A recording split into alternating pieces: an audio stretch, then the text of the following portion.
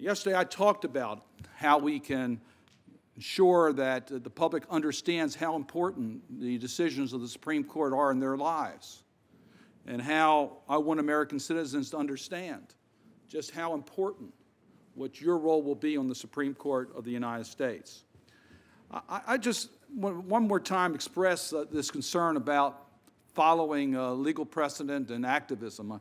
I listened to Senator Coburn, and I must tell you, I think his definition of original intent reminds me of some of my colleagues' definition of activism. They use it for a particular purpose. Judicial activism is okay if you agree with the results. And I think it's the same thing with original intent. It's okay if that's the result that you want. But I want a justice who's going to follow legal precedent. I want a justice who believes that it's up to Congress to legislate, not the courts. I want a justice that is going to follow in the best traditions of protecting individuals against the abuses of government and special corporate interests. That's what I'm looking to. It's very difficult for us to pass legislation to expand rights. And it's extremely frustrating when we finally get it done and then see the courts reverse legal precedent, reverse our congressional intent, and take away those rights that affect the people of our nation. So when we look at our Constitution, when it was created, citizens were defined very differently than they are today. Women and African Americans were excluded from the definition of we the people. But the real triumph of our Constitution is that we've overcome these faults. Chief Justice Roberts said, "I think the framers, when they used broad language like liberty, like due process, like unreasonable with respect to search and seizures, they were crafting a document that they intended to apply in a meaningful way down the ages." The same point that you have raised before this committee about times change and how does the Constitution apply to current circumstances. The strength of our Constitution and the Supreme Court is that it advances rights envisioned by the framers to current times. Now, it's been a bumpy road on civil rights. We've made progress, and we have moved in the wrong direction. We've talked a lot about Plessy versus Ferguson. It might have been a pragmatic decision by the court at its time, but it was fundamentally flawed. There's nothing equal by separate, and we know that today. Then came Brown v. Board of Education, one of the proudest moments in the history of the Supreme Court, indeed one of the proudest moments in the history of the United States.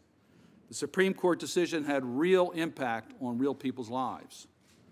Your opening statement gives me comfort that you will follow in the best traditions of the Supreme Court in meeting the challenges of change.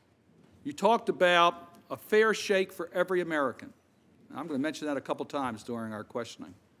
You also talked about the Supreme Court, of course, has the responsibility of ensuring that our government never oversteps its proper bounds or violates the rights of individuals. The fundamental opportunities of America depend upon those goals. Your grandparents and mine came to this country because of the opportunities of this country enshrined in our Constitution. Well, Senator Cardin, I think that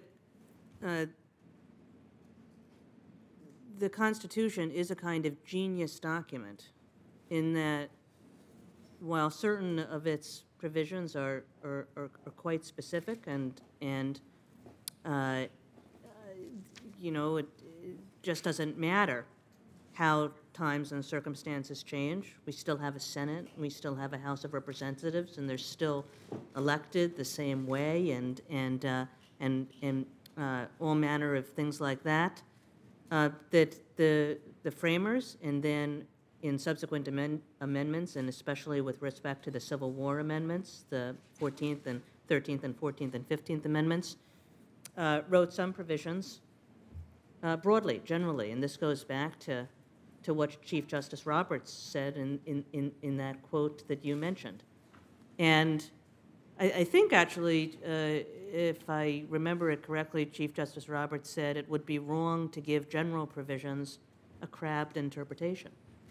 That the point of these general provisions is to ensure that the principles that the framers held so dear, or that the ratifiers of the 14th Amendment held so dear, that those principles would continue to apply throughout the ages for our posterity. And that's so with respect to, a number of ways in which the government can